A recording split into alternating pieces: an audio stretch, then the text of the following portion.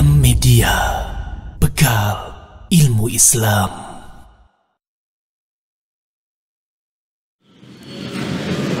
Bismillahirrahmanirrahim. Assalamualaikum warahmatullahi wabarakatuh. Innal hamdalillah nahmaduhu wa nasta'inuhu wa nastahdihi wa na'udzu billahi min shururi anfusina wa sayyiati a'malina. May yahdihillahu fala mudilla lahu wa may yudlilhu fala hadiya lahu. Asyhadu an la ilaha illallah wahdahu la syarika lah iqraran bihi wa tauhida wa asyhadu anna Muhammadan abduhu wa rasuluhu la nabiyya ba'dah. Fa udzakiru nafsi wa iyyakum ayyuhal ahibbah biqaulillahi ta'ala fil Qur'anil Karim, ya ayyuhalladzina amanu ittaqullaha haqqa tuqatih wa la tamutunna illa wa antum muslimun. Ya ayyuhan nasu taqu rabbakumul ladzi khalaqakum min nafsin wahidah wa khalaqa minha zawjaha wa batha minhuma rijalan katsiran wa nisaa wattaqullaha alladzi tasaaluna bihi wal arham innallaha kana 'alaikum raqiba. Ya ayyuhan nasu ittaqullaha wa qulu qawlan sadida yuslih lakum a'malakum wa yaghfir lakum dhunubakum wa may yuti'illaha wa rasulahu faqad faza fawzan 'azima. Fa amma ba'du, ibadallah, kaum muslimin dan muslimat rahimani wa rahimakumullah. Segala puji bagi Allah Subhanahu wa ta'ala yang telah mengumpulkan hamba-hambanya di rumah Allah untuk kembali melanjutkan apa yang disampaikan oleh Syekh Abdul Razzaq Ibnu Abdul Muhsin di dalam kitabnya Ashru Qawaid fi Tazkiyatin Nafs, 10 kaidah, 10 jalan, 10 cara yang harus dilalui oleh seseorang jika dia ingin mensucikan jiwanya. Dan di perjumpaan sebelumnya kita sampai kepada bab atau perkara yang kelima atau kaidah atau kaidah al-khamisah yang disampaikan oleh Syekh hafizahullah ta'ala, di mana beliau mengatakan at-tazkiyatu takhliyatun wa tahliyah, kata beliau bahwa mensucikan jiwa itu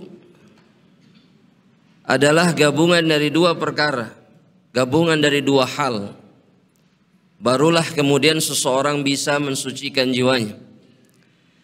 Yang pertama adalah apa yang disebut dengan takhliyah, yang secara bahasa maknanya adalah mengosongkan ataupun membersihkan, mengeluarkan semua yang ada di dalam.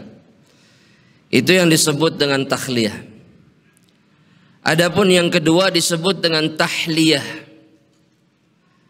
yang secara bahasa maknanya adalah menghiasi, memperindah, memberikan hiasan.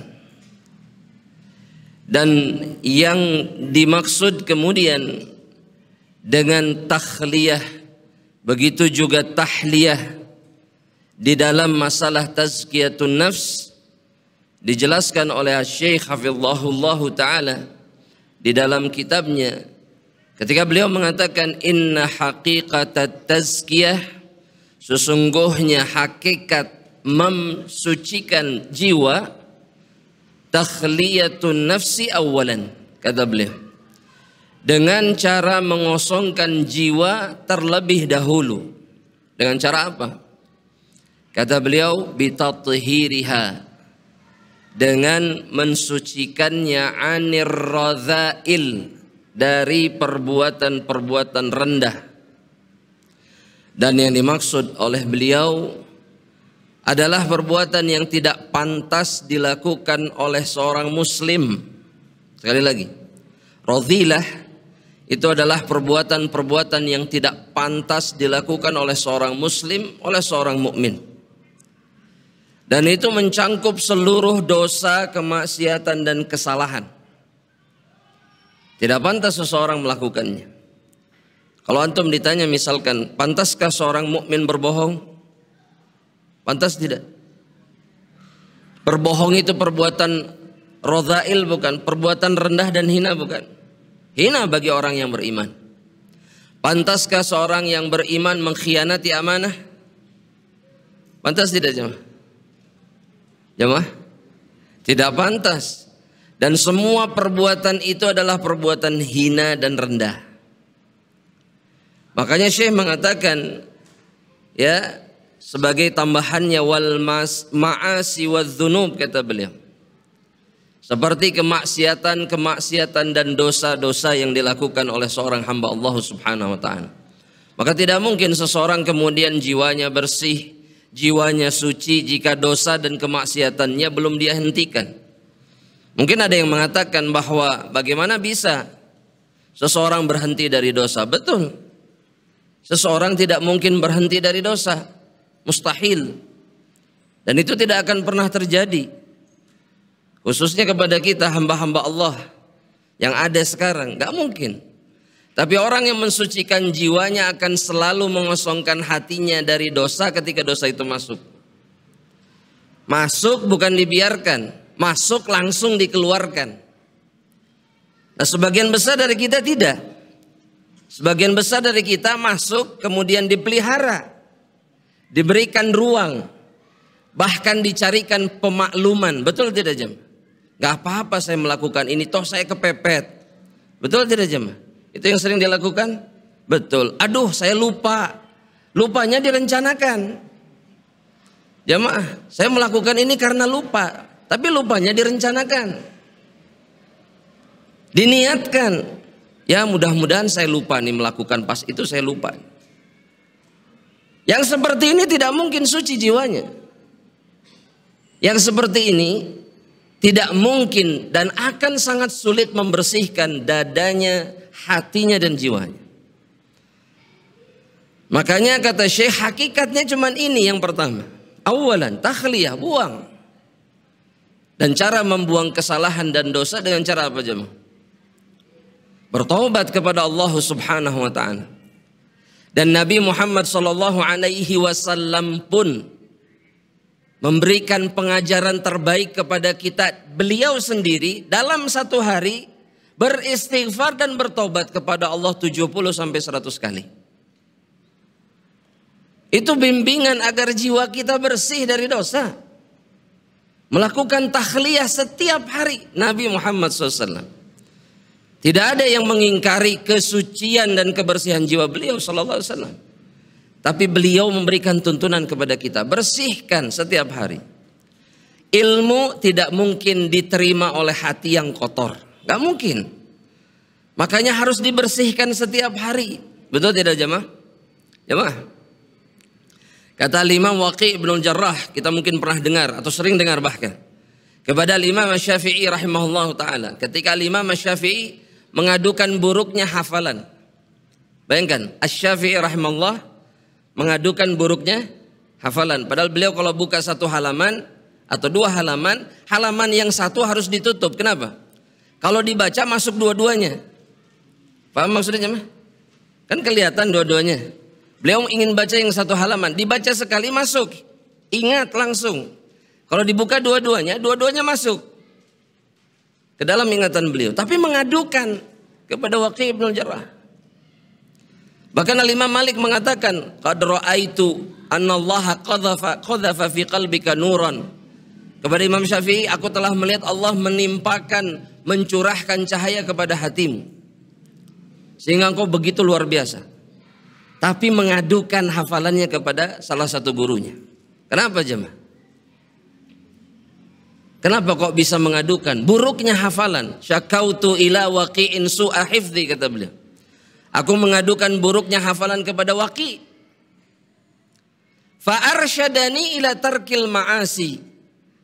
Sebagai obatnya, antum sering menghafal, nggak hafal-hafal? Jemaah? Sering atau terus-terusan? Iya, mungkin terus-menerus. Ini dilema kita semuanya, betul tidak? Iya, aduh diulang-ulang hafal-hafal. Taib. Maka yang dijadikan obat oleh Waqi kepada muridnya, fa arsyadani ila tarkil ma'asi. Maka beliau memberikan aku petunjuk untuk meninggalkan kemaksiatan. Apa hubungannya hafalan sama maksiat? Antum sekarang kalau susah menghafal disuruh apa, jamaah? Biasa disuruh apa? Minum obat, penguat ingatan, betul jamaah? Apa penguat ingatan? Hah? Apa? Ini bukan iklan jamaah ya, Cerebrofit dan yang semisalnya, betul tidak? Tapi tetap saja nggak bisa-bisa, karena obatnya salah. Karena kata Waqi, fa'lam annal ilma nurun, kata Waqi. Ketahuilah bahwa ilmu itu cahaya, yakni cahaya yang Allah berikan kepada hambanya. Wa nurullahi la yu'ta li'asi. Dan cahaya Allah itu tidak akan pernah diberikan kepada seorang pelaku kemaksiatan. Percuma jika hatinya dipenuhi dengan dosa dari kemaksiatan yang dilakukan. Makanya ini perkara yang sangat penting. Bahkan para ulama kita yang terdahulu membicarakan ini terus. Takhliyah. Dan kemudian setelah itu, jamaah rahmatillah, kata Syekh, thumma ba'da dzalika tahliyatuha.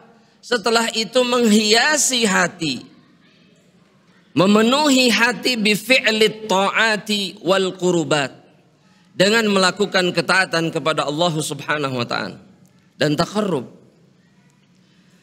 Dan inilah yang semestinya dilakukan oleh mereka yang menginginkan suci jiwanya atau kesucian jiwanya. Bukan sibuk kemudian dengan dosa, tapi dengan ketaatan kepada Allah. Dan seseorang yang jiwanya tidak suci, tidak bersih, terlihat dari amal salehnya. Dia disibukkan oleh apa? Apakah disibukkan dengan amal saleh? Atau justru sebaliknya, disibukkan dengan dosa? Dan yang sering menipu kita, jamaah rahmatillah Allah, kita ini sering tertipu oleh dosa-dosa yang kita anggap bukan dosa. Makanya kadang-kadang kita itu kebingungan, kenapa ya saya begini terus? Padahal saya perasaan rajin ke pengajian, ibadah, rajin sholat, rajin sedekah, rajin. Tapi di majelis ilmu nggak masuk-masuk ilmu. Berat. Hati selalu tidak tenang dan seterusnya. Karena kita terjebak dalam dosa yang kita tidak pernah anggap sebagai dosa. Dan itu banyak. Betul tidak jemaah? Contoh misalkan dosa apa? Ya jamaah. Hah? Apa? Oh, kredit motor. Hah? Dosa mata. Dosa mata. Fudulun nazar kalau kata Imam Ibnu Qayyim. Pintu syaitan masuk ke dalam hati dan kemudian merusak hati kita. Itu adalah an-nazar atau fudulun nazar. Berlebihan melihat. Iya jamaah. Kita ini punya kebiasaan terlalu banyak melihat sesuatu. Ada orang berkumpul saja, antum memalingkan pandangan kepada mereka atau tidak? Lagi naik motor ini ada apa? Betul nggak? Itu namanya fudulun nazar. Apa perlunya? Dan ini yang kemudian sering menjerumuskan kita kepada kemaksiatan. Betul tidak? Ketika dilihat haram. Betul tidak? Dari jauh kelihatan ada yang lagi jalan. Kok ini kok menarik dari jauh kelihatannya. Diteruskan nggak mandangnya jemaah? Terus sampai dekat. Oh ternyata ini apa? Mohon maaf. Oh ini ternyata akhwat. Baru maling. Padahal maksudnya memalingkan wajah. Padahal dari jauh sudah dilihat. Ini dosa. Tapi kita sering menganggapnya bukan dosa. Belum lagi yang di gadget. Betul tidak jemaah? Ini teh video apa sih? Betul nggak jemaah? Tiba-tiba iklan muncul. Iklannya haram tidak? Diloncat tidak? Di skip tidak? Nggak bisa Ustaz, nggak bisa di skip. Tapi kenapa ditonton? Betul tidak jemaah? Tonton sampai habis 1 menit lebih. Fudulun nadhar. Pantas kemudian kenapa kita tidak pernah bisa menemukan ketenangan dan kemudian hati kita selalu dipenuhi dengan dosa dan kesalahan. Terganggu dia, kotor. Karena kita sibuk dengan dosa, tidak sibuk dengan ketaatan kepada Allah Subhanahu wa taala. Makanya Nabi Muhammad SAW, ini sebagai salah satu contoh jemaah rahmatullah Allah. Sebagai salah satu contoh. Beliau paling tidak suka mendengarkan obrolan tentang orang lain. Rasulullah SAW tidak pernah suka jika para sahabat membicarakan kekurangan aib seseorang di hadapan beliau. Gak mau. Kenapa? Uridu an akhruja ilaihim salimal qalb. Kata Rasulullah SAW, karena aku ingin berjumpa dengan para sahabatku dalam keadaan hatiku selamat. Hatiku tidak terganggu oleh apapun. Sekuat itu Rasulullah SAW menjaga hatinya. Sekuat itu. Pantas kemudian beliau menjadi yang paling selamat hatinya. Dan kemudian beliau sibuk dengan menghiasi hatinya dengan apa? Ketaatan. Makanya Rasulullah SAW bersabda jemaah. Dalam hadis riwayat Imam At-Tirmidzi. Kata Rasulullah SAW, ini bagi orang-orang yang mau mendengarkan Rasulullah SAW, ini wasiat Rasulullah SAW. Beliau mengatakan, ittaqillaha haitsuma kunta, kata Rasulullah SAW. Apa artinya jemaah? Bertakwalah kepada Allah dimanapun kalian berada. Kemudian kata Nabi, wa atbi'is sayyi'atal hasanata tamhuha.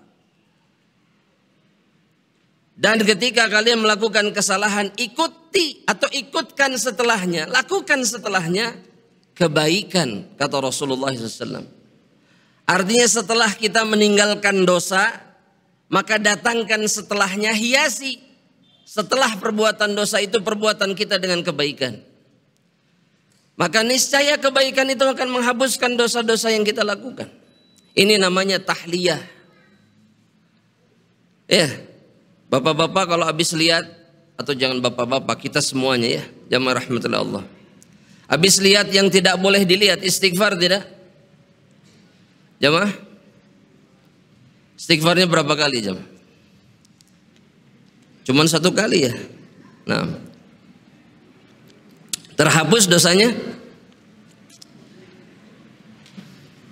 Kadang-kadang kita suka lupa ya jamaah. Kita melakukan satu dosa, istighfarnya cuma 1 kali, astaghfirullahaladzim. Terhapus dosanya? Sudah pasti terhapus? Kalau memang 1 kali terhapus, lantas kenapa Nabi Muhammad SAW 100 kali? Bukan dalam 1 hari saja, dalam 1 majelis kadang-kadang 100 kali. Jamaah. Karena Nabi SAW sibuk menghiasi hatinya dengan ketaatan kepada Allah Subhanahu wa taala. Padahal dosanya, Anda mau tanya, Nabi berdosa tidak? Sallallahu alaihi wasallam. Silakan dijawab jemaah. Nabi berdosa sih? Nabi berdosa tidak? Beliau maksum. Maksudnya beliau punya dosa tidak punya. Kalau dosa tidak punya, ya. Tapi kesalahan beliau melakukan, tapi langsung ditegur, sehingga hilang sudah, diganti dengan penggantinya. Nabi langsung merubah, jelas ya. Nah kita jamaah rahmatullah Allah Subhanahu wa taala, berdosa tidak? Berdosa terus. Maksum tidak? Tidak maksum.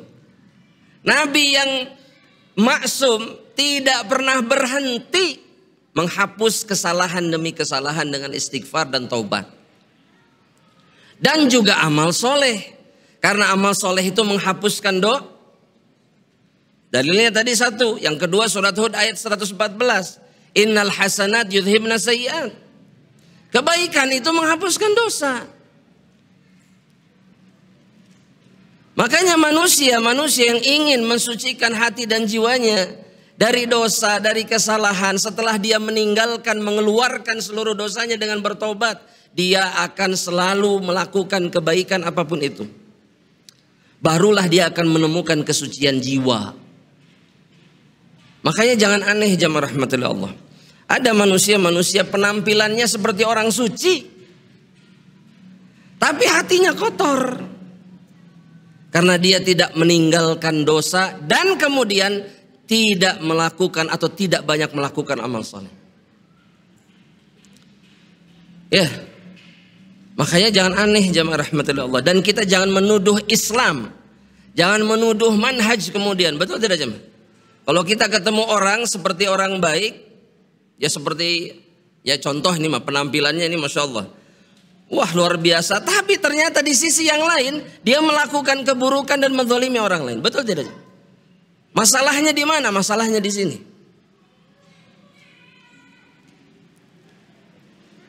Kita bisa memastikan beliau-beliau yang seperti itu tidak mewakili agama ini sama sekali, tapi mewakili jiwanya yang kotor,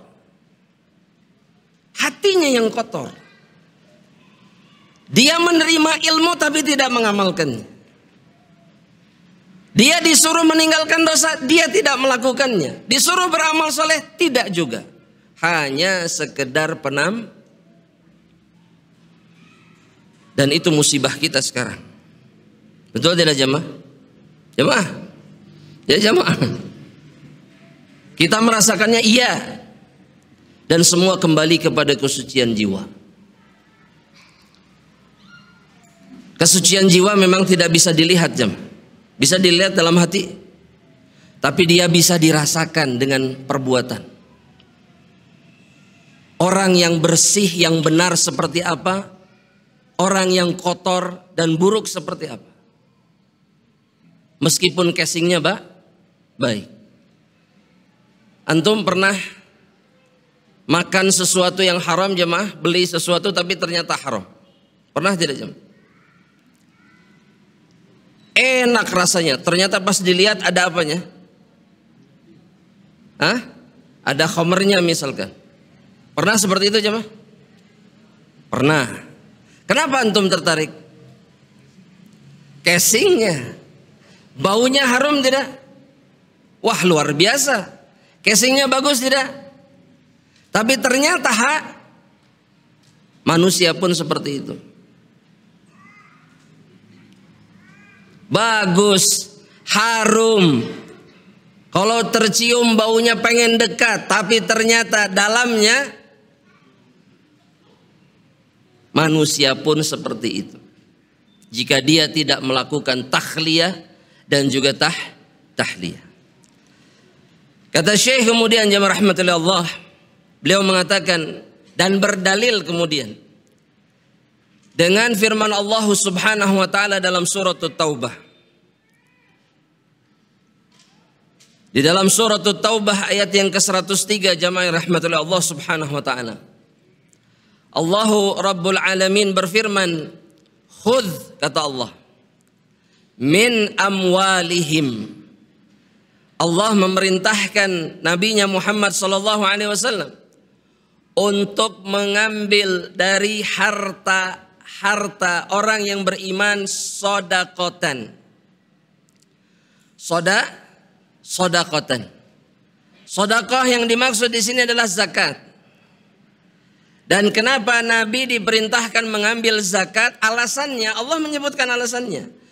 Tutahhiruhum, untuk membersihkan. Zakat itu untuk membersihkan apa Pak? Harta.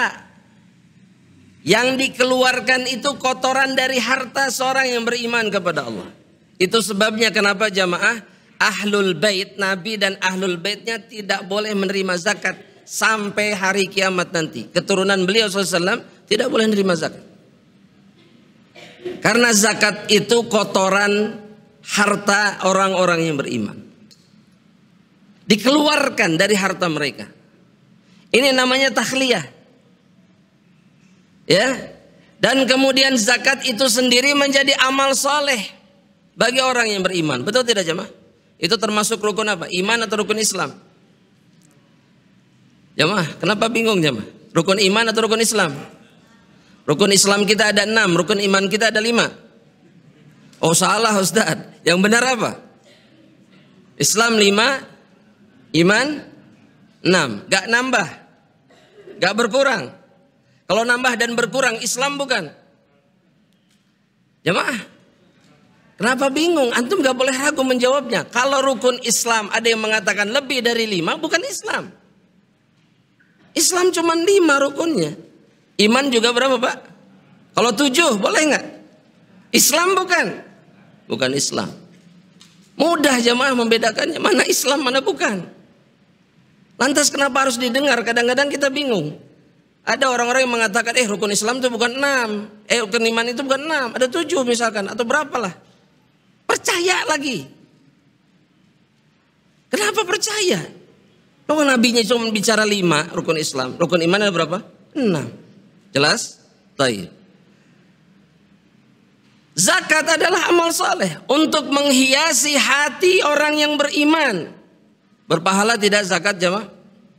Apa pahalanya? Pernah memikirkan tidak zakat itu apa pahalanya?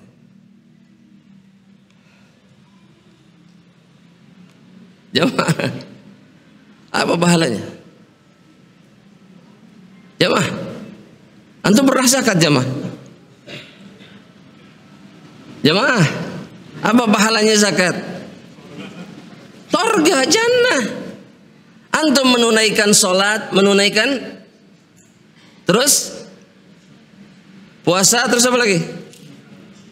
Haji, itu rukun Islam semua disebutkan. Kalau dalam ayat Al-Quran, innalladzina amanu wa amilus salihat, atau innalladzina amanu wa aqamus shalah, dan mendirikan salat wa atuz zakah, maka jawaban atau balasan dari Allah untuk mereka yang melakukannya apa? Surga. Mereka yang beruntung kata Allah dalam ayat yang lain, mereka yang dirahmati oleh Allah Subhanahu wa taala. Jelas ya? Dan ini bentuk menghiasi jiwa hati kita dengan amal soleh. Tahliyah namanya. Kemudian kata Allah, washolli alaihim, wahai Muhammad, doakan mereka. Doakan siapa? Mereka yang mengeluarkan zakat. Fa inna sholataka sakanan lahum, kata Allah Subhanahu wa taala. Karena doamu itu mendatangkan ketenangan bagi mereka, orang-orang yang beriman. Ini perintah Allah Subhanahu wa taala kepada Nabi Muhammad. Tapi syahidnya di sini bahwa kita ini memang diperintahkan mengeluarkan kotoran dan kemudian menghiasi diri kita dengan amal saleh. Ya. Nah, pertanyaannya sekarang jamaah rahmatullah.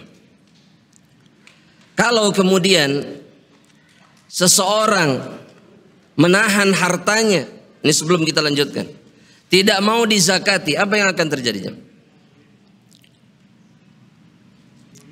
Hah? Menyimpan kotoran, satu. Yang kedua apa? Oh, zalim menahan harta orang, 2. 3, di akhirat dia akan diapakan oleh Allah Subhanahu wa taala? Sayutawwaquna ma bakhilu bihi, kata Allah Subhanahu wa taala. Di antara hukumannya bahwa hartanya itu akan menjadi apa? Belenggu di lehernya berupa ular, dan kemudian dia akan dicabik-cabik oleh ular tersebut. Dalam ayat yang lainnya Allah Subhanahu wa taala mengatakan bahwa harta yang mereka simpan itu akan menjadi apa? Dipanaskan oleh Allah, kemudian jadi setrikaan untuk punggung-punggung mereka. Di mana jamaah disetrikanya jamaah? Di dalam neraka Allah Subhanahu wa taala. Padahal Allah tidak minta banyak. Allah minta banyak tidak? Jamaah, tidak. Berapa persen? Itu pun keuntungannya Allah kembalikan lagi kepada hamba yang mengeluarkan. Allah ambil keuntungan tidak? Anda ulangi kalimatnya jemaah. Allah mengambil keuntungan dari amal soleh kita tidak? Tidak. Siapa yang untung? Yang melakukan amal soleh. Betul jemaah? Allah butuh kita tidak? Allah menjadi mulia karena amal soleh kita tidak? Tapi kembali manfaatnya kepada kita. Itu pun orang masih tidak mau melakukannya. Kita ini manusia aneh memang, jemaah. Makhluk aneh kita ini. Disuruh mengeluarkan, sama Allah dijanjikan hartamu tidak akan berkurang, gak keluar juga. Kalau kamu keluarkan ini balasannya dariku, gak mau ngeluarin juga. Lantas kita maunya apa, jemaah? Jemaah, maunya apa? Hamba-hamba Allah ini maunya apa yang menahan harta mereka, tidak mau beramal soleh, maunya apa? Mereka menginginkan kehancuran bagi diri mereka sendiri. Makanya jamaah rahmatullahi Allah, itu sebabnya kenapa Allah mengatakan bahwa di antara hamba-hambanya dalam surat Fatir kata Allah Subhanahu wa taala, minhum zalimun li nafsihi, di antara mereka ada yang zalim kepada diri mereka sendiri. Ya. Karena mereka sendirilah yang menyebabkan diri-diri mereka masuk ke dalam neraka Allah Subhanahu wa taala. Disuruh taat gak mau, disuruh mengeluarkan hartanya tidak mau, disuruh membantu kaum muslimin tidak mau, disuruh jangan memakan harta haram dimakan juga. Ini zalim tidak jemaah? Zalim. Makanya hujjah Allah itu kata para ulama akan sangat kuat kepada para pendosa kelak pada hari kiamat. Karena sudah diberikan hujjah, dikirimkan Nabi dan Rasul, tapi mereka tidak mau kemudian mengerjakan apa yang sudah disampaikan. Dan ini pun harus membuat kita khawatir terhadap diri kita sendiri, jamaah rahmatullah Allah. Kita harus khawatir. Ya, kalau kita membandingkan amal soleh dengan dosa, lebih banyak mana? Kita tenang, merasa aman, lantas apa yang harus dilakukan?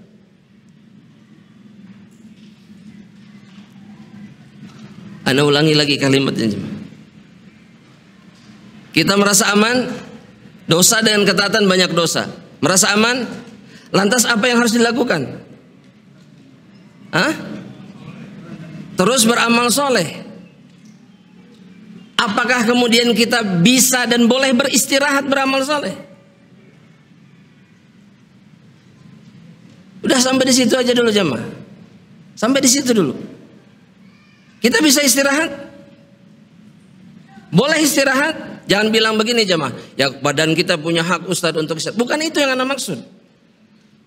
Nabi, para sahabat juga tidur. Tapi ketika bangun, pertama kali bangun saja sudah mereka beramal soleh. Sampai mereka memejamkan mata mereka. Bahkan bangun di tengah malam saja mereka beramal soleh. Apa amal solehnya? Coba. Yang bisa jawab boleh pulang duluan jamaah. Silakan. Tafadhal.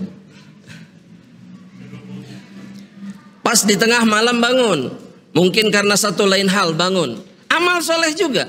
Ini masih setengah sadar ini. Amal soleh juga. Apa sunnahnya? Hah? Baca doa mau tidur. Mau tidur lagi maksudnya. Apa amal solehnya? Gak mungkin jamaah di antara antum gak ada yang bangun di tengah malam. Betul ya? Pasti bangun. Apalagi usia-usia tertentu ya jamaah ya. Pasti bangun. Nah amal soleh yang dikerjakan apa? Yang keras jamaah, yang keras.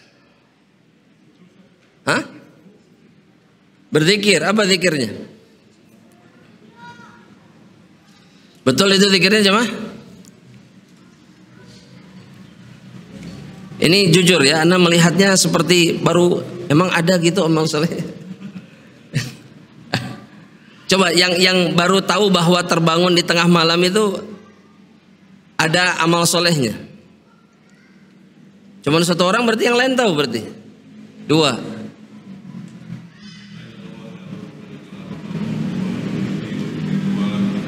Nah, itu doanya. Yakin jemaah?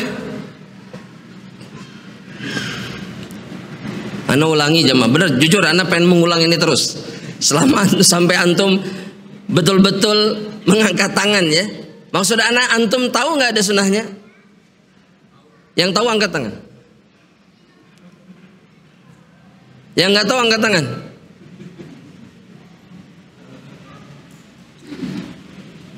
Nah sekarang yang tahu apa doanya?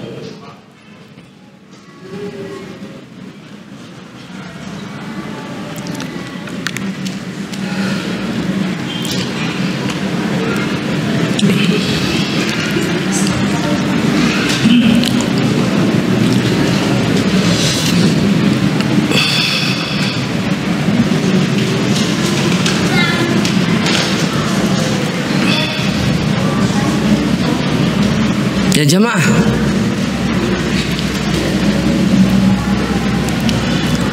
ini mencari pun tidak jamaah. Antum dapat? Fadhal.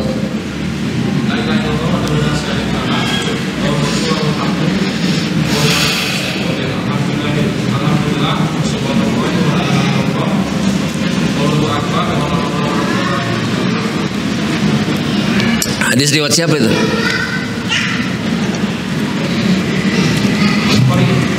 Bukhari.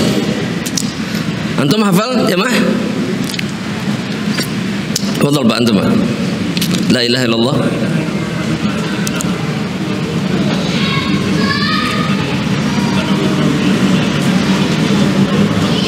Masya Allah. Itu apa fadilahnya Pak? Keutamaannya apa?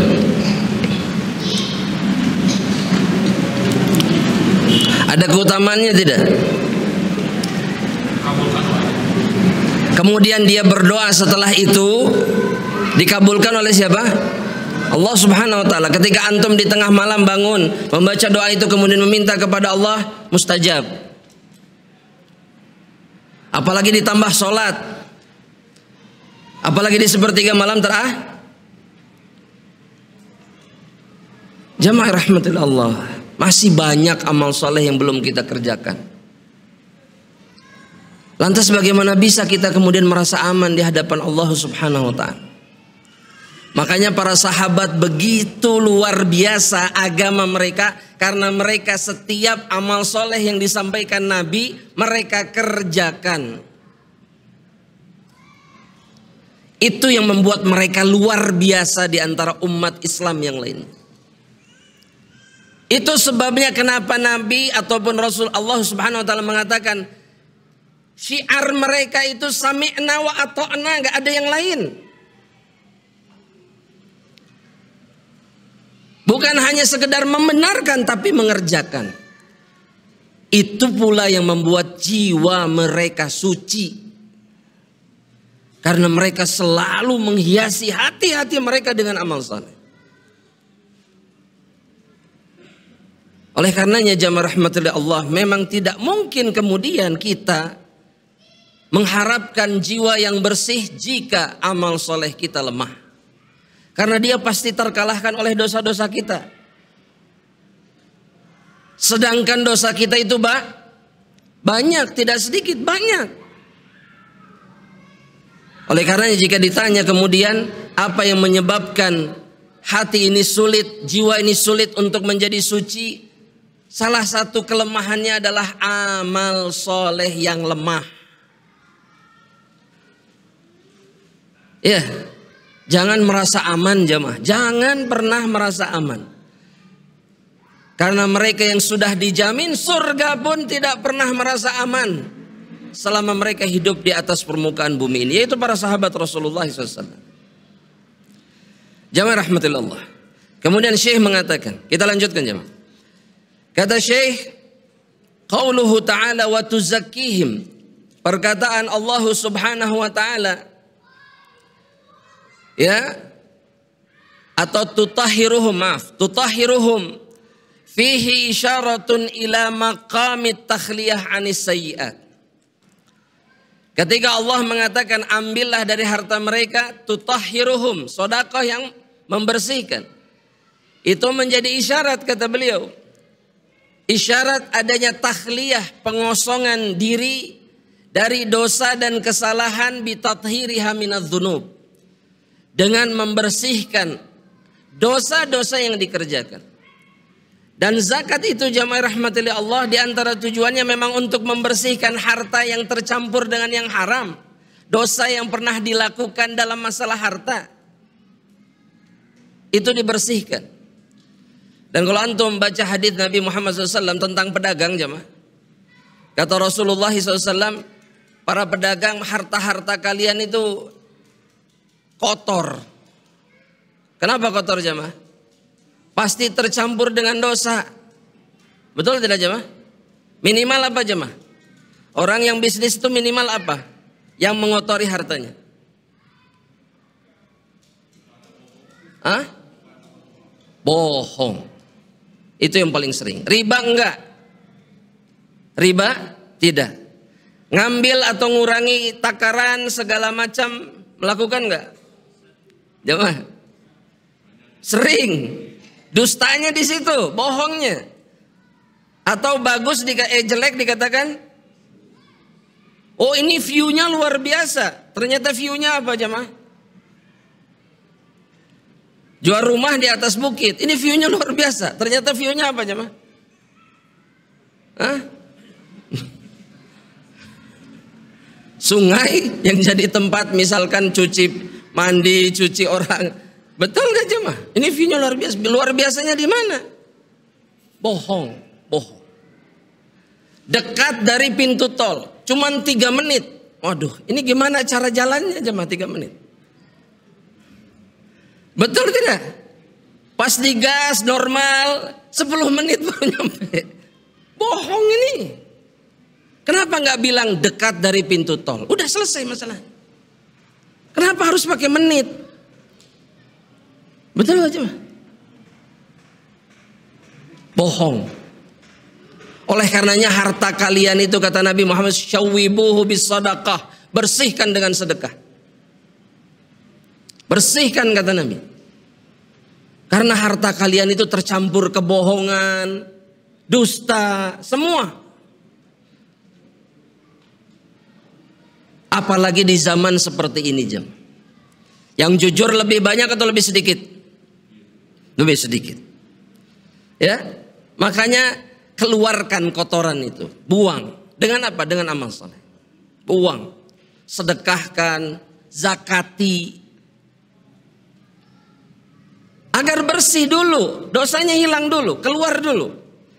Kemudian kata Syekh, wa tuzakkihim, dan kemudian Allah mengatakan tuzakkihim fihi isyaratun ila maqamit tahliyah bil fadail. Dan tuzakkihim ini ya, mensucikan artinya itu mengisyaratkan adanya menghiasi hati dengan perbuatan amal saleh dengan kebaikan. Karena zakat itu amal saleh. Zakat itu apa? Selain dia mengeluarkan dosa, dia menghiasi hati seseorang. Dan kata Syekh kemudian, wa taqdimut tathhir ala tazkiyah min babi taqdimit takhliyah ala tahliyah. Dan ketika Allah mengatakan tutahhiruhum, bersihkan kotoran itu, keluarkan, itu yang didahulukan sebelum mengatakan apa? Tuzakkihim, ini menunjukkan bahwa mengosongkan didahulukan sebelum menghiasi hati. Ini pendapat beliau hafizahullah ta'ala. Meskipun terjadi khilaf dalam masalah ini, tapi anak nggak mau sibuk dengan khilaf ya dalam kajian kita. Tapi yang penting kita sadar bahwa hati selama dia masih kotor, tidak dikeluarkan, tidak dibersihkan, maka akan sulit seseorang membersihkan, mensucikan jiwa. Tapi kalau antum ditanya sekarang mana yang lebih berat, mengosongkan atau menghiasi? Mana yang lebih berat, Pak? Menghiasi atau mengosongkan? Atau dua-duanya berat? Dua-duanya. Tapi pastilah di antara yang berat ada yang lebih berat, betul tidak? Mana yang lebih berat menurut antum? Mengosongkan jamaah. Kenapa? Karena tabiat kita itu selalu berbuat dosa. Ini meletihkan ini jamaah. Mengosongkan hati dari dosa itu pekerjaan yang harus kita lakukan sampai ajal menjemput kita. Kalau hati antum bersih dari dosa, amal antum sedikit, antum selamat. Tapi amal antum banyak, amal soleh antum banyak, tapi hati dipenuhi dosa, amal soleh antum bisa habis. Dan itu yang diisyaratkan oleh Rasulullah SAW. Betul? Contoh, Anda nggak bosan dan mungkin antum juga sering dengar ini. Hadis kisah seorang sahabat yang diinvestigasi oleh Abdullah ibnu Amr ibnu al-As. Laki-laki yang ketika masuk masjid, Rasul bilang kepada para sahabat, ya kalian ingin lihat tidak laki-laki penghuni surga Allah? Lihat orang itu. Ditunjuk sama Rasulullah. Kata Abdullah ibnu Amr, gak ada yang kenal di antara kami. Jadi kibarus sahabah nih, sahabat-sahabat yang dekat sama Nabi gak ada yang kenal. Tapi kata Nabi ahlul jannah. Diinvestigasi 3 hari. Mondok, betul? Kisahnya kan begitu. Anak ribut sama ayah anak. Coba bayangkan. Ayahnya itu sahabat Nabi. Amr bin As. Orang soleh. Tapi Abdullah bilang anak ribut sama ayah anak. Anak boleh numpang tinggal tidak? Kira-kira kalau kita ada yang begitu diterima nggak? Antum nanaonan kadi itu kadulur antum. Sana. Nggak. Sahabat ini mengatakan tafadhol, ahlan. Masuk. Nginap di rumah anak. Setiap malam dicek, bangun nggak? Tahajud nggak? Paginya dilihat puasa tidak. Sholat sunnah yang lain, duha segala macam ente. Gak ada yang terlihat 3 hari. Dicek. Dan memang diantara sunnah setelah 3 hari baru ditanya kan. Ya mau ngapain? Jadi orang kalau nginep di rumah kita tuh jangan ditanya dulu mau ngapain sih antum nginep di anak. Terima dulu 3 hari baru tanya. Antum ada hajat apa? Ya kalau kita kan dari awal. Betul tidak? Anda mau mondok ya? Tek naon? Kan gitu kita. Ya, antum kan boga rumah di situ saudara banyak. Ditanya ada hajat apa? Kata Abdullah bin Amr bin Al-As, sebetulnya saya tidak ada masalah apapun dengan ayah saya. Tapi saya penasaran dengan amal solehmu. Karena Nabi bilang kamu ahlul jannah. Allah, kamu itu ahlul jannah. Ya, bayangkan coba, ditunjuk Nabi ahlul jannah. Tapi ternyata amalanmu tidak ada. Gak ada amal soleh yang luar biasa. Kata laki-laki ini kamatara. Seperti yang kau lihat memang tidak ada yang istimewa tentang diriku. Gak ada. Ya beginilah saya setiap hari. Berarti amalnya sedikit tidak? Sedikit. Tapi yang menjadi kuncinya ternyata, kata beliau, kata sahabat ini, kalaulah ada amalan yang luar biasa yang aku jaga, mungkin adalah kebiasaanku setiap malam aku membersihkan hatiku dari kebencian kepada siapapun. Aku tidak tidur melainkan aku sudah memaafkan mereka semuanya. Takhliyah, hatinya bersih dari dosa. Amalnya sedikit. Ahlul jannah tidak? Ahlul jannah. Sebaliknya, wanita solehah, sholat, puasa, sedekah, luar biasa. Yudhkaru min kathrati siyamiha wa salatiha wa sadaqatiha. Disebut-sebut banyak sholat, banyak sedekah, banyak puasa. Amal solehnya banyak. Tapi hatinya kotor oleh dosa lisannya. Selalu menyakiti perasaan tetangga. Ditanya sama para sahabat, di mana ya Rasulullah dia? Dia di neraka. Dalam riwayat yang lain kata Nabi, la khaira fiha, enggak ada kebaikan pada dirinya, enggak ada. Amal soleh yang begitu luar biasa, dengan kotornya hati itu bisa hancur, bisa habis. Maka kalau antum ditanya mana yang lebih berat, takhliyah. Mana yang akan lebih dihalangi syaitan, takhliyah. Ya, makanya kalau kita boleh jujur jamaah, kita lebih sering sholat, ibadah sunnah, puasa sunnah dibandingkan taubat dan istighfar kepada Allah. Betul nggak? Iya. Taubat jarang, ana yakin jarang. Kita semua jemaah sama. Amal soleh jangan ditanya. Sunnah, Ayyamul Bid, Senin, Kemis, Arafah, Muharram, semua dikerjakan. 6 hari di bulan Syawal, semua. Tapi tobat dari dosa kita bisa hitung dengan jari dalam 1 tahun. Kapan kita menangisi dosa-dosa kita? Kapan kita taubat dan minta ampun sama Allah? Betul-betul minta ampun sama Allah Subhanahu wa ta'ala. Bisa dihitung dengan jari. Dan ini yang wajib kita khawatirkan.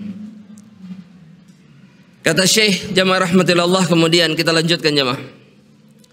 Kata Syekh hafizahullah ta'ala, fala budda liman arada tazkiyata nafsihi, dan barang siapa yang ingin mensucikan jiwanya, awalan an yaqla'a awalan 'anidz dzunubi wal athamil lati tufsidul qalba.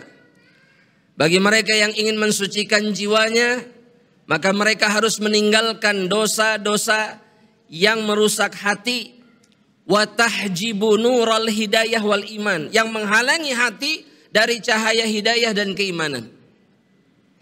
Kama qala Nabi sallallahu alaihi wasallam, seperti yang disabdakan oleh Rasulullah SAW dalam hadis At-Tirmidzi, tafsir surat Al-Mutaffifin ayat 14. Siapa yang ingat hadisnya? Surat Al-Mutaffifin ayat berapa? 14.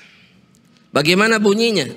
Kalla bal rana ala qulubihim. Ketika Nabi menafsirkan kata ron. Apa itu ron?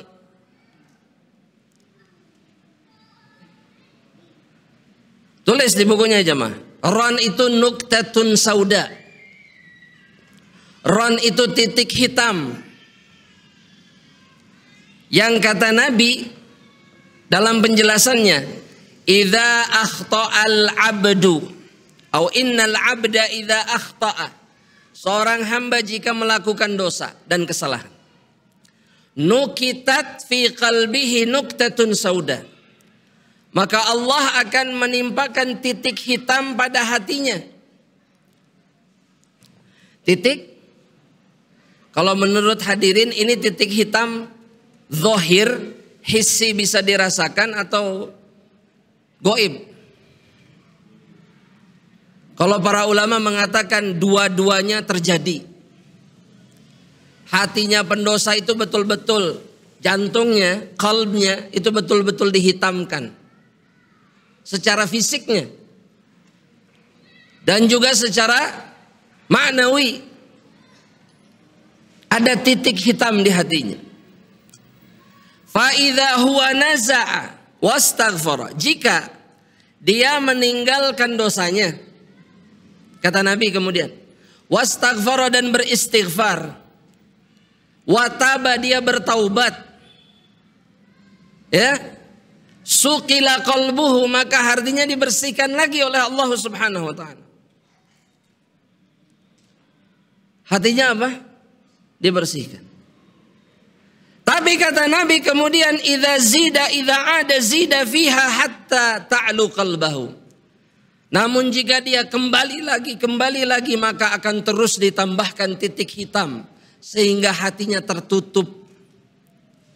Maka Nabi kemudian mengatakan, huwarrana alladzi dzakarallahu subhanahu wa ta'ala fi kitabih.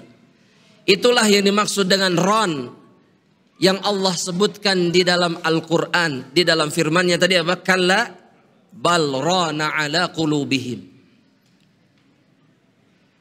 Jadi dosa itu menghalangi hati dari cahaya iman, dari cahaya hidayah. Jadi jamaah, jangan pernah kemudian kita menghukumi orang yang selalu melakukan dosa sebagai orang yang tidak atau sulit menerima hidayah. Maksudnya begini, wah ini mah gak usah lah, udah susah lah menerima kebaikan. Ya jelas susah, kenapa? Hatinya ketutup.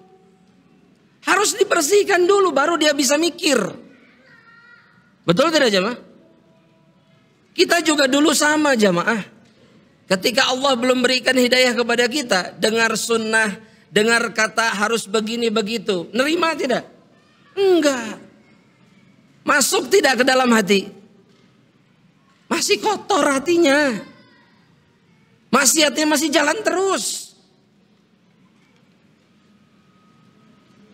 Maka kemudian kita menghukumi, wah sini mah udahlah, ahlun nar sudah. Gak mau dengar. Padahal kalau hatinya bersih bisa berubah tidak jemaah? Berubah. Jangan menghukumi orang. Mereka yang menuduh para pendosa sebagai orang-orang binasa, justru merekalah yang nanti akan binasa di hadapan Allah. Ya, dan itu jelaskan dalam hadis sahih riwayat Imam Muslim. Dua orang saudara yang berbeda alam, kalau boleh dikatakan. Yang satu soleh, yang satu ahli maksiat. Ini kata Nabi nih. Yang satu yang soleh kasih nasihat. Udah jangan begitu, tobatlah ini seterusnya.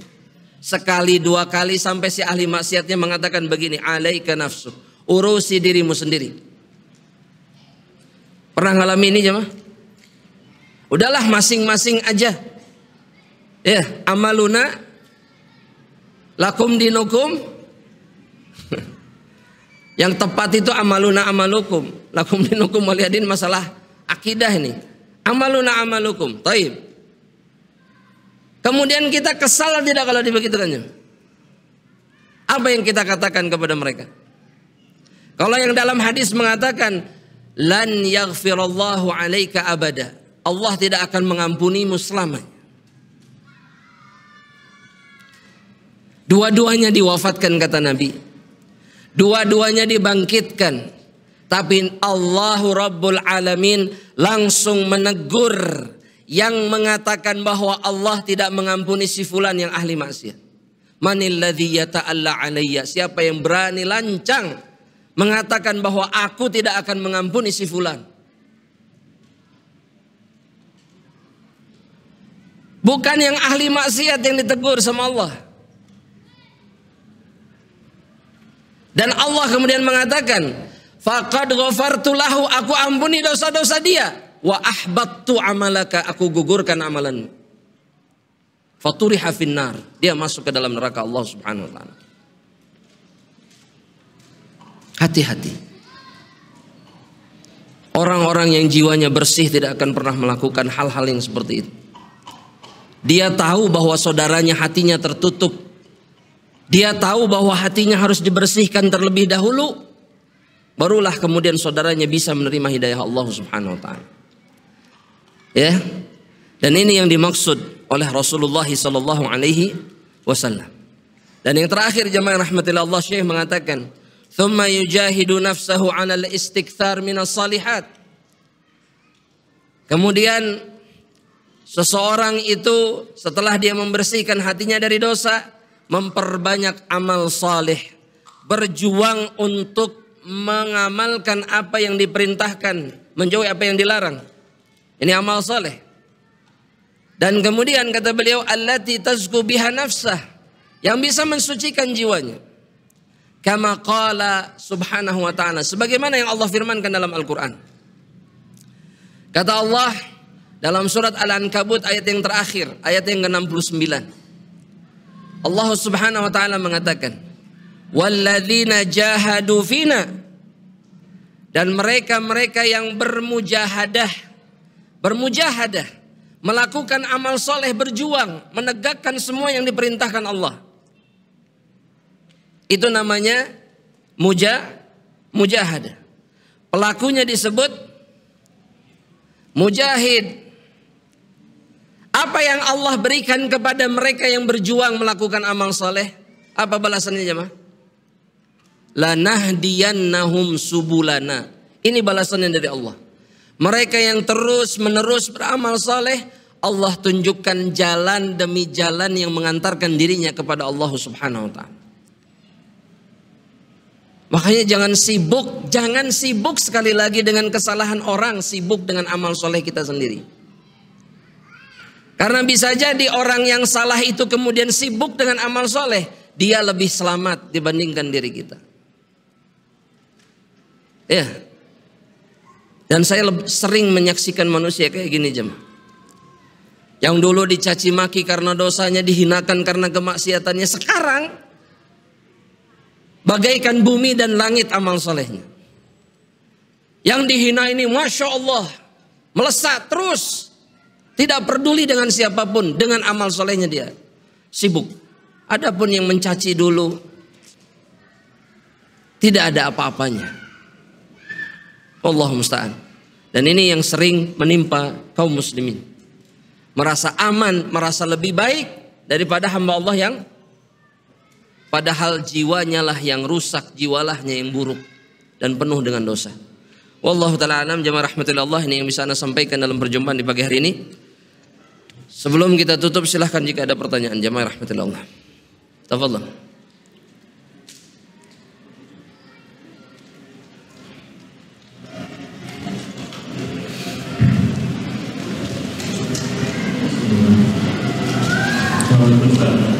Waalaikumsalam.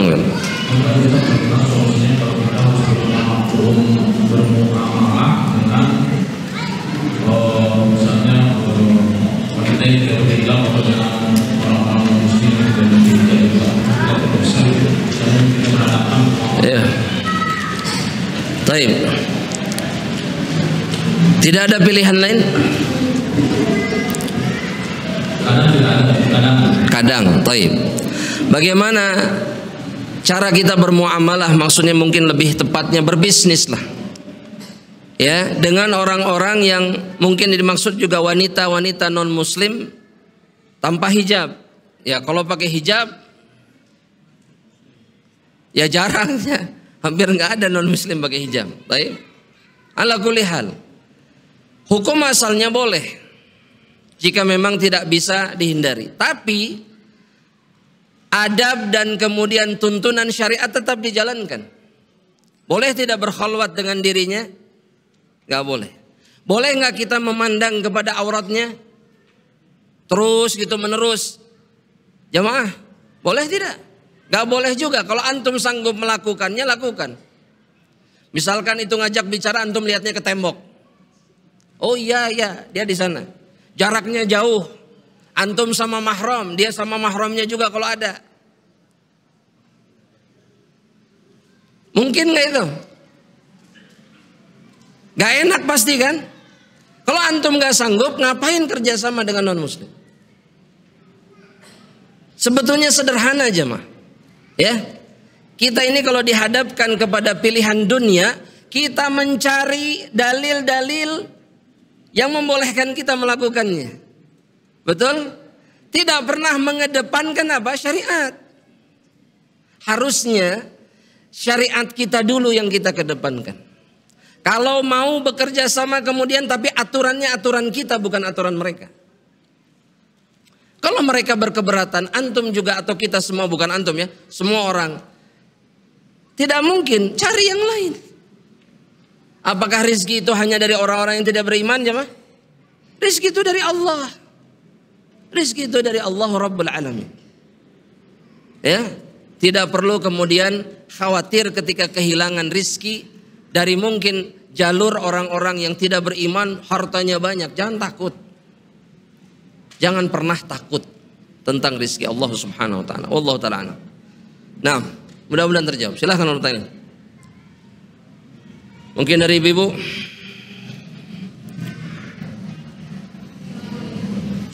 Ya, silahkan.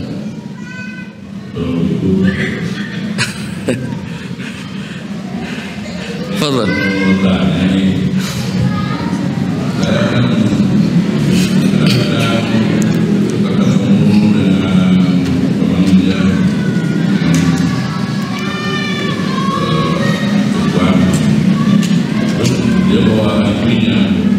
Bawa apa?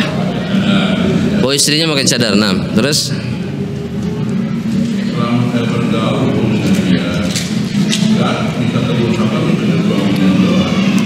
Bisa tegur sahabat itu dengan suaminya saja. Terus? Istrinya iya. Masalah saya dicadar secara hukum syar'i apakah itu kehususan buat istri Nabi atau tidak. Iya, terus? Kalau saya itu kalau perempuan itu yang boleh dilihat itu tangan, Iya. dan muka. Sahih. Nah, itu kan tertutup. Sahih. Saya jadi masalah. Saya pernah dengan dari ulama juga. Pernah ada riwayat Nabi lagi sholat berkumpul dan ada seorang anaknya. Iya. Ketika Nabi dia sakit ini mukanya merah, ini Iya.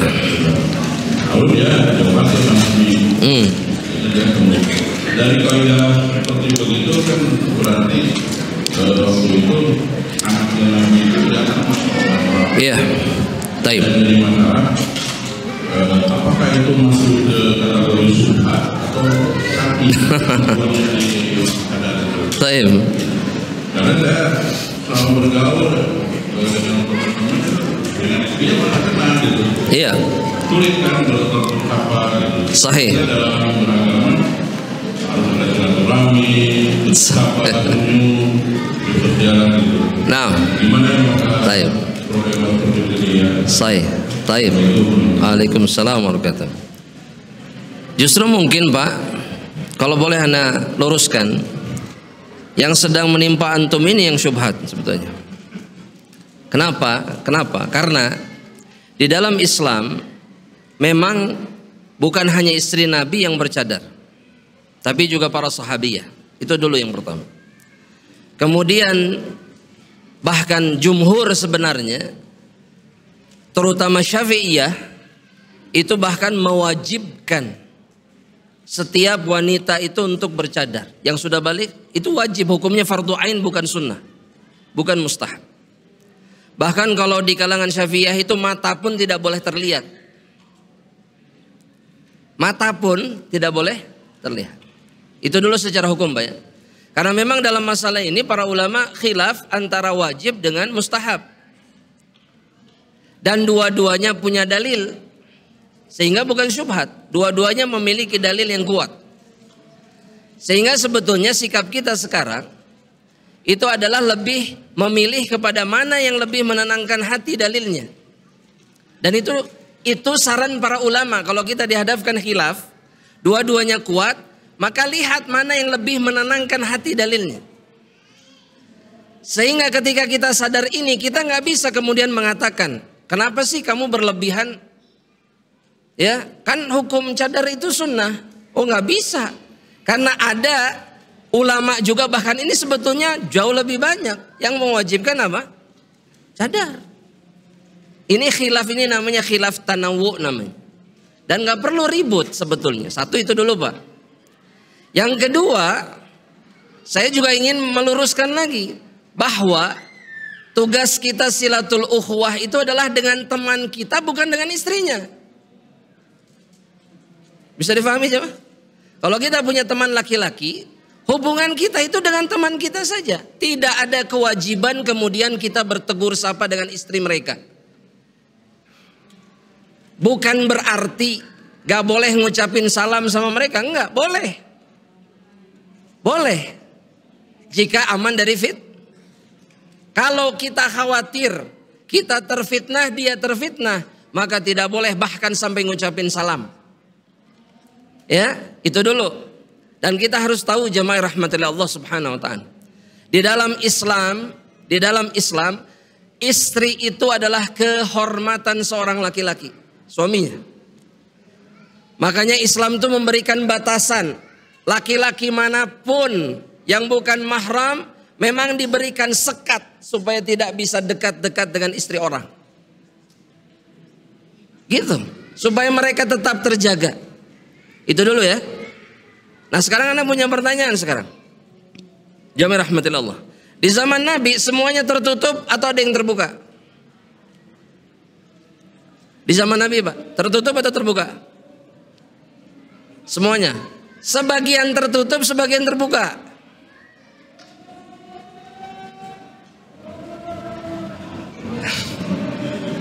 Sampai mana tadi? Haula wala quwata illa billah. Aduh ya Allah. Sampai mana? Nah ya. Nabi Muhammad SAW ketika berkumpul dengan sahabatnya, Nabi nanya istri-istri mereka enggak?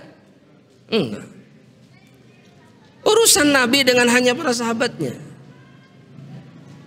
Gitu ya. Makanya maksud Anda begini Pak, bahwa ini bukan perkara syubhat. Dan ini pun bukan berarti istri-istri teman-teman antum itu jarudes, enggak. Tapi mereka menjalankan syariat Allah. Dan mereka menjaga kehormatan suami mereka. Ya, justru kita yang harusnya aneh dan kemudian khawatir ketika istri-istri kaum muslimin itu kepada laki-laki mana saja nyapa. Betul tidak jemaah? Ketemu di mana, bahkan salaman, begitu ya? Betul tidak jemaah? Itu yang harus dikhawatirkan. Karena itulah celah syaitan. Betapa banyak wanita yang rusak agamanya, kehormatannya hanya gara-gara itu awalnya. Siapapun itu disapa, bahkan siapapun disalami. Ya, dan laki-laki harus punya apa? Cemburu. Wallahu taala alam. Mudah-mudahan bisa dipahami, Pak. Nah, sebelum ini silakan.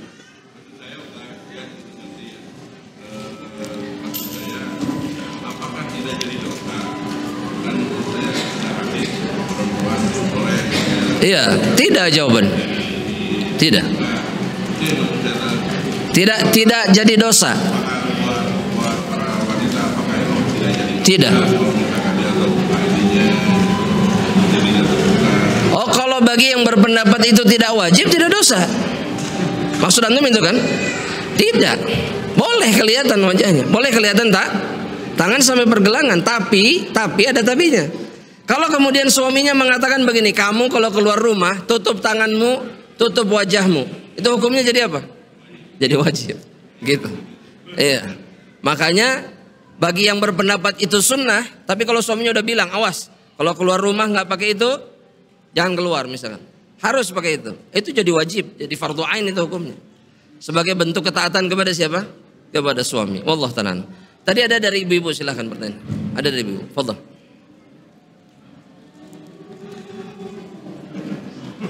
Masya Allah, Masya Allah. Silahkan ibu-ibu dipercepat, ibu-ibu. Pertanyaan. Tadi ada yang mau nanya tadi sebelum Bapak. Ada. Waalaikumsalam warahmatullahi wabarakatuh. Tafadhali.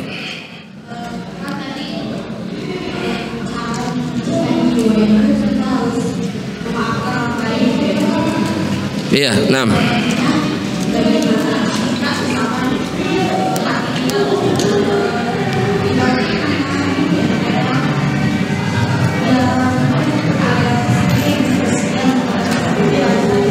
Mohon maaf, Ana jujur suaranya tidak terdengar, jujur. Mohon maaf sekali. Kalah sama ini.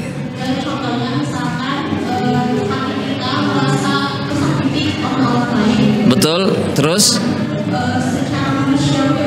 Sahih. Memaafkan.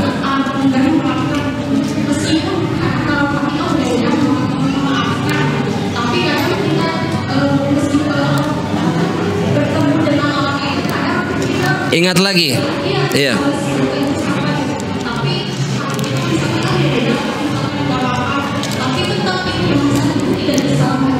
Iya, Masya Allah.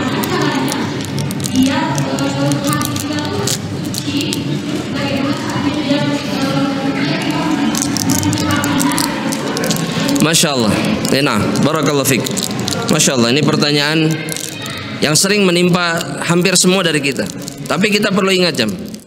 Ketika kita dalam hati sudah mengatakan ya sudahlah, artinya ada pemaafan dalam hati, itu sudah menyelesaikan semuanya.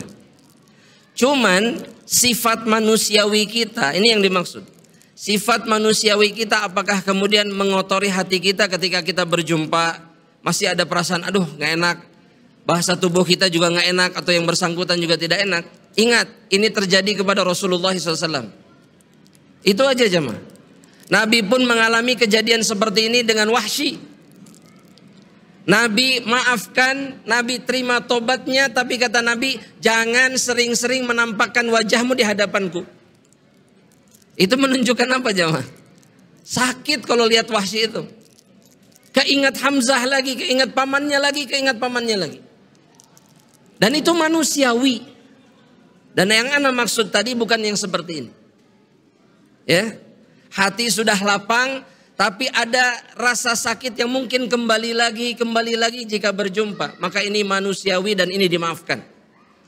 Ini tidak ada masalah. Bahkan baginda Rasulullah SAW saja, Nabi kita mengalami kejadian seperti ini. Ya. Dan yang terpenting bagi kita, dari dalam hati sudah habis, sudah hilang, sudah tidak ada masalah. Meskipun ketika berjumpa mungkin ada ketidaknyamanan satu sama lain. Ya.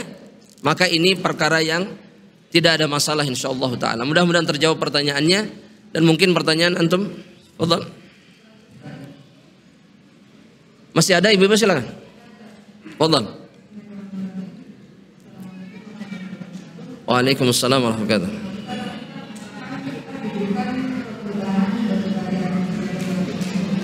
Nah.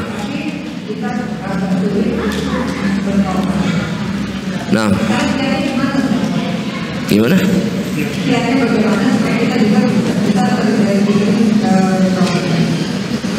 Afwan, Anda enggak ini?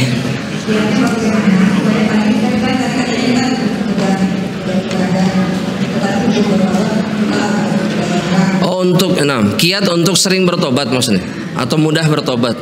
Baik. Nah, wa jazakumullah khair. Yang pertama yang dicontohkan baginda Rasulullah SAW adalah istighfar. Itu yang paling mudah. Jangan hilangkan istighfar dari lidah. Jangan pernah menghilangkan istighfar dari lisan. Itu dulu yang pertama. Karena itu yang akan membuat kita, menggiring kita kepada taubatan nasuha. Karena orang yang istighfar menyadari bahwa dia melakukan dosa. Kemudian orang yang istighfar, dia menyadari bahwa dosanya hanya bisa diampuni oleh siapa? Allah Subhanahu wa ta'ala. Dan orang yang selalu beristighfar menunjukkan isyarat apa? Bahwa dia menyesali apa yang dia kerjakan. Maka kiat yang paling mudah, kiat yang paling kuat sekaligus, mudah tapi kuat, itu adalah memperbanyak istighfar. Tapi ada tapinya. Istighfarnya bukan istighfaran jemaah. Contoh, melihat yang haram, astaghfirullahaladzim, tapi tetap dilihat. Nah itu istighfaran kalau itu. Istighfar yang benar itu dosa, berpaling, tinggalkan, kemudian menyesali, minta ampun sama Allah. Ya, bukan la haula wala quwata illa billah, astaghfirullah, itu dilihat terus. Ya, terus misalkan ngambil hak orang lain, menipu orang lain, aduh astaghfirullah itu salah, tapi dah kumaha deui, ayo kerjakan. Uangnya dimakan, bukan begitu. Tapi istighfar yang sebenarnya memang betul-betul minta ampun sama Allah. Itu yang pertama. Yang kedua, untuk atau agar bisa mudah bertobat, ini yang jarang disadari orang. Bahwa berkumpulnya jangan sama pendosa. Jangan sama ahli maksiat kumpulnya, sama orang-orang baik kumpulnya. Yang membuat orang itu tersesat jauh dari agama Allah karena mereka menjauh dari orang-orang yang beriman. Makanya kembali kepada futur, ya. Orang yang futur itu kenapa futur? Dia meninggalkan orang-orang baik, gak kumpul lagi sama mereka. Bukan begini jamaah, afwan akhi, anak gak bisa pengajian lagi, kenapa anak sedang futur? Justru gak datang ke pengajian yang membuat dia futur.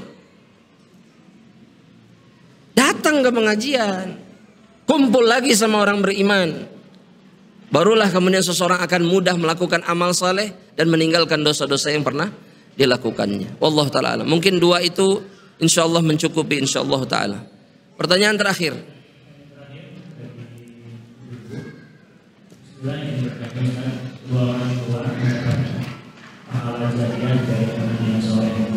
Bagaimana kita yang membiayai dan berjuang membiayai pendidikan agama, anak itu orang tua sambungnya sedangkan ayah kandungnya tidak sama sekali membiayai seberapa pun dalam sebagai suaminya.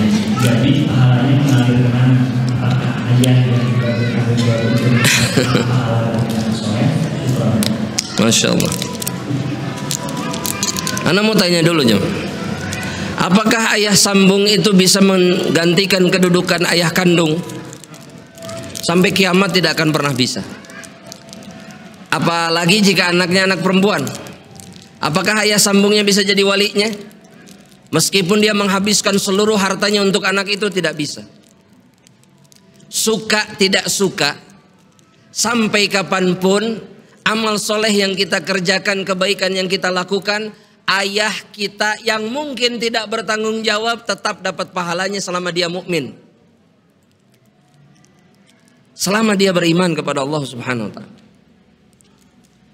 Itu sebabnya kenapa di dalam Islam Allah Subhanahu wa taala menjadikan birrul walidain itu sebagai hak kedua setelah hak mengibadahi Allah. Karena suka tidak suka seorang anak ada di dunia karena sebab siapa? Sudah. Meskipun setelah itu dia zalim kepada anaknya. Makanya yang harus difikirkan itu sebenarnya bukan begini. Bukan lebih memikirkan orang tua sambungnya. Meskipun baik. Itu amal soleh dan Allah tidak akan pernah menghilangkan kebaikan itu. Nggak akan. Tapi dia harusnya berpikir bagaimana caranya kembali baik dengan ayahnya. Itu yang harus difikirkan oleh anak yang soleh itu harusnya. Bukan kemudian menyimpan dendam dan kemudian membenci orang tuanya. Bagaimana bisa dia menjadi anak soleh kalau begitu? Sebesar apapun dosa orang tua, itu tidak akan pernah bisa menghilangkan kebaikan mereka. Jangan lupa. Jangan pernah lupa itu.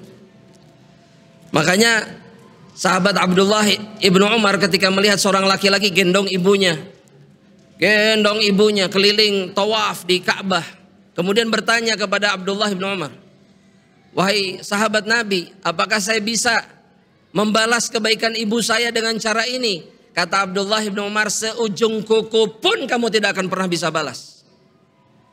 Seujung kuku gak akan pernah bisa. Gak bisa. Jasa mereka itu terlalu besar, sejahat apapun mereka. Makanya suka tidak suka wahai anak, amal solehmu tetap akan dialirkan oleh Allah kepada ayah dan ibumu. Anak mau tanya jemaah, doa ayah atau ibu yang mentelantarkan anaknya bisa diampuni sama Allah tidak? Lebih berat dari dosa kemusyrikan tidak?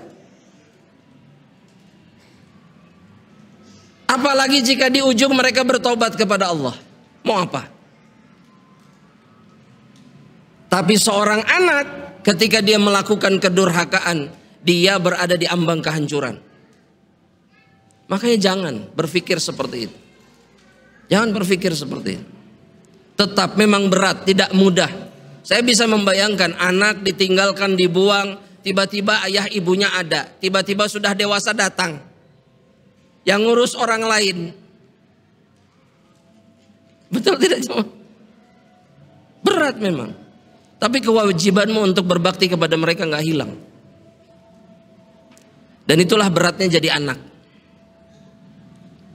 Orang sering mengatakan berat jadi orang tua. Enggak. Yang lebih berat lagi itu jadi anak. Karena mereka nggak bisa melakukan apapun. Memang ujian Allahnya seperti itu. Menghadapi kesalahan orang tua harus sabar. Gak bisa dibalas seperti kita membalas kezaliman orang lain. Gak bisa. Sabar. Hadapi.